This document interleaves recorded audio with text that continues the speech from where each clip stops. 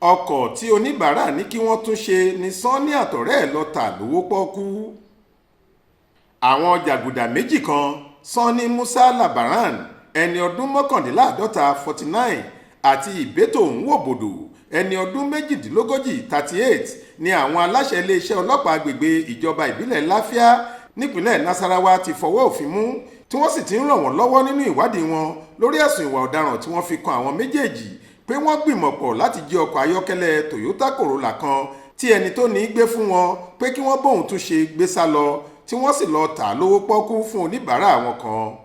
alukoro iléeṣẹ́ ọlọ́pàá ìpínlẹ̀ náà DSP Rahman Nansel sọ pé agbègbè Gbembu nípínlẹ̀ Taraba lọ́wọ́ ti tẹ Labaran nígbà tí wọ́n lọ fọwọ́ òfin mú Nwobodo nílùú Jos nípínlẹ̀ Plateau.